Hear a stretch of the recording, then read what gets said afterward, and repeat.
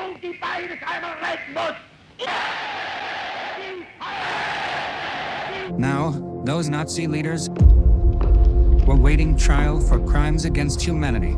Hello, history buffs, time travelers, and scholars. World War II had ended, and Adolf Hitler's terrible rule came to a close in a Berlin bunker. With Allied forces getting closer, he and his wife, Eva Braun, chose to take their own lives instead of being captured. When the Allies started looking into the remains of the Nazi Empire, they were horrified by what they discovered: a huge system of forced labor and death camps built to kill millions of Jews, Roma, Catholics, political opponents, and people with disabilities in Germany and the lands Hitler had taken over. In total, more than 11 million people were killed in what is now called the Holocaust. The world was shocked by the level of cruelty the Nazis had reached, and they realized this war couldn't end like others, where the leaders of the losing side were often forgiven. Justice had to be served, and the Nazi leaders were the main targets. They immediately started hiding, trying to find safety wherever they could. Hermann Göring, Hitler's right-hand man. Hermann Göring was one of Adolf Hitler's closest allies and was second in command of Nazi Germany. He was a decorated World War I fighter pilot, and as Hitler rose to power, Göring became more powerful too. He led the German Air Force, called the Luftwaffe, and played a big role in Hitler's plans for war. Göring was also deeply involved in organizing the Holocaust, where millions of innocent people, especially Jews, were persecuted and killed. After Germany lost the war, Göring was captured by the Allied forces. At the Nuremberg trials, he faced serious charges, including crimes against humanity, because of his involvement in planning and carrying out Nazi Germany's brutal policies. Göring was sentenced to death by hanging. However, the night before his execution, he managed to take his own life by swallowing poison, which he had hidden from the guards. Rudolf Hess, Hitler's deputy. Rudolf Hess was one of Adolf Hitler's earliest and most loyal followers. He was by Hitler's side even before the Nazis came to power, and he helped shape the party's plans. Hess became known as Hitler's deputy, which meant he held a very high position in the Nazi government and was trusted by Hitler to carry out his vision for Germany. In 1941, during the middle of the war, Hess did something surprising and confusing. He flew a small plane alone to Britain, supposedly to try to negotiate peace between Germany and Britain. However, his mission failed, and he was arrested by the British. Hess spent the rest of the war in a British prison, and when the war ended, he was brought to the Nuremberg trials. At the trials, Hess showed no regret for his actions and often acted strangely, claiming he had lost his memory. He was sentenced to life in prison for crimes against peace and conspiracy to commit crimes against humanity. Hess was sent to Spandau prison in Berlin, where he remained isolated from the world. In 1987, after more than 40 years behind bars, he was found dead in his cell, with his death officially ruled as suicide. Heinrich Himmler. Heinrich Himmler tried to avoid arrest. He was one of the top Nazi leaders and the head of the Waffen-SS. A main organizer of the Holocaust, he fell out of favor with Hitler during the last days of the war and even tried to start peace talks with the Allies. When Hitler found out, he fired Himmler and ordered his arrest. Himmler went into hiding with a fake name, but as the Nazi regime fell apart, he was caught at a checkpoint. British soldiers noticed his fake papers had a stamp linked to the SS, and Himmler was forced to reveal his real identity. He was arrested, but during a medical checkup, he bit into a cyanide capsule and died instantly, avoiding justice like Hitler. There were still many Nazi leaders who needed to face justice. The Nuremberg trials became one of the largest post-war trials in history, starting only a few months after the war ended. They ran from November 1945 to October 1946. In total, 24 of the most important political and military leaders of Nazi Germany were put on trial, including Reich Marshal Hermann Göring, the first head of the Gestapo, Albert Speer, while Hitler and his short-lived successor, Joseph Goebbels, the famous propaganda leader, had both died by suicide. Many of Hitler's top men were still alive. 13 of them were eventually hanged for war crimes, while others faced lighter punishments, were acquitted, or were released due to poor health. Some of the trial decisions, however, stirred more controversy. One of Hitler's closest allies, Albert Speer, was the Minister of Armaments and War Production. Though he didn't run the death camps, he was part of the department that forced Jewish residents out of their homes and used slave labor to build weapons. Speer faced charges of war crimes and crimes against humanity and was expected to receive the death penalty, but instead, he got a 20-year prison sentence. In prison, he tried to change his image, portraying himself as a mere bureaucrat who didn't know about Hitler's worst actions. His interviews and 2 books provided a unique inside look at Nazi Germany, but many historians doubt his claims of innocence regarding the Holocaust, a question that remains unresolved after his death in 1981 from a stroke. While most people tried at Nuremberg were military and government leaders, there was one exception. Though Josef Goebbels is often associated with Nazi propaganda, another man, Julius Streicher, had led this role before him.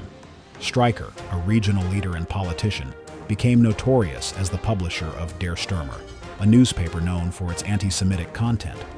Even before Hitler rose to power, Streicher's paper was urging violence against Jewish residents in Germany.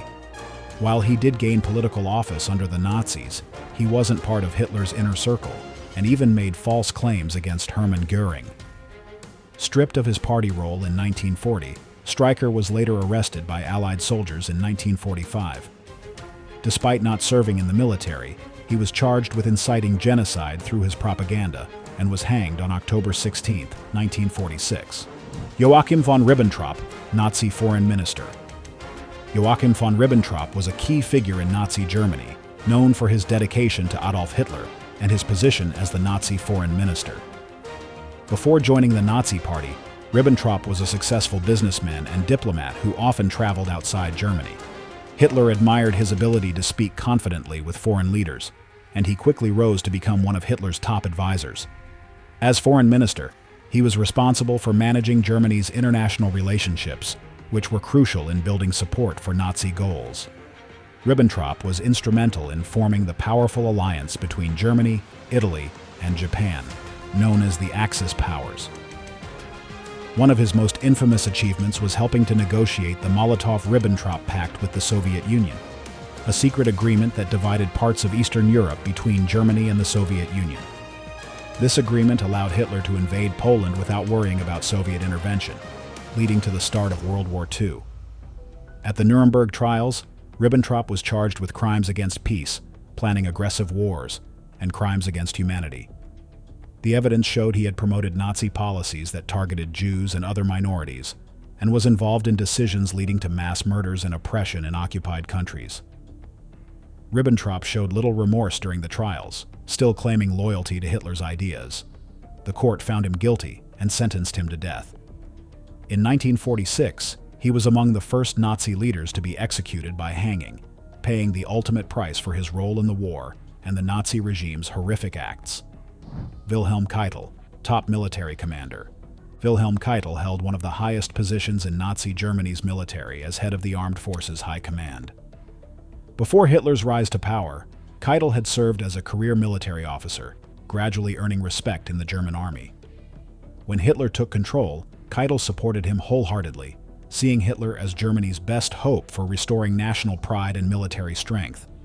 Hitler trusted Keitel, who followed orders without question, even when they involved brutal and illegal actions.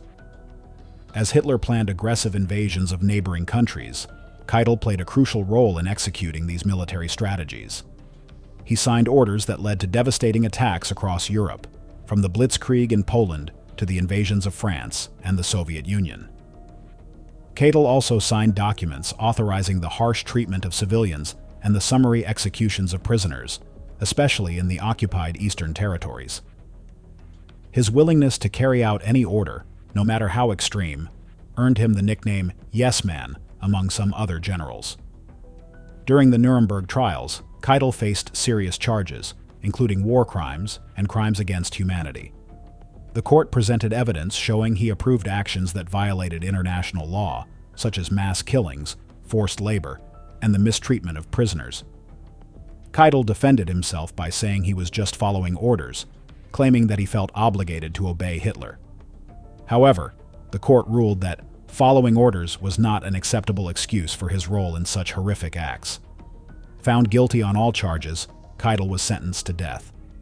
In 1946, He was executed by hanging, symbolizing the consequences for those who used their power to enable Nazi Germany's brutal campaigns. Hans Frank, the Butcher of Poland. Hans Frank was a high-ranking Nazi official who served as the Governor-General of occupied Poland during World War II. Originally a lawyer, Frank joined the Nazi Party early and quickly became one of Hitler's trusted legal advisors. He used his legal skills to give a lawful appearance to the Nazi regime's policies, helping to legitimize the party's brutal actions. When Germany invaded Poland in 1939, Hitler appointed Frank as the Governor-General, giving him control over all of occupied Poland. In this role, Frank implemented harsh policies that oppressed the Polish people and devastated the Jewish population. He was responsible for creating ghettos, where hundreds of thousands of Jews were forced to live in overcrowded, inhumane conditions, without adequate food or medical care. He also oversaw the deportation of many Polish Jews to concentration camps, where they faced torture and death. Frank became known as the Butcher of Poland due to the cruelty and suffering he imposed on the population. Frank was found guilty of war crimes and crimes against humanity. He was sentenced to death and hanged in 1946, symbolizing justice for those who suffered under his brutal rule. Julius Streicher, Nazi propaganda chief. Julius Streicher was one of the most outspoken anti-Semitic figures in Nazi Germany, using his position as a propaganda chief to spread hateful and violent messages.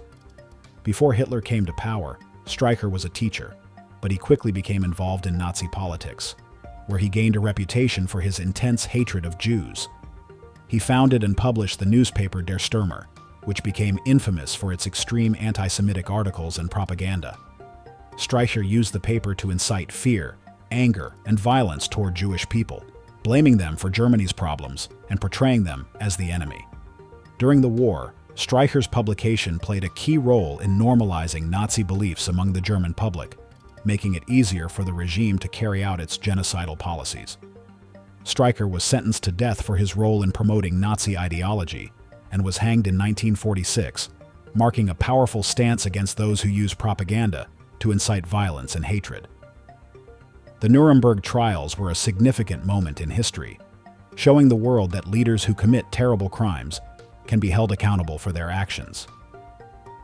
The stories of the Nazi leaders remind us of the importance of standing up against hatred and violence. It is essential to learn from the past so that we can build a better future where such horrors are never repeated. If you found this article informative and interesting, please give it a like. Don't forget to subscribe to our channel for more stories about history and the lessons we can learn from it.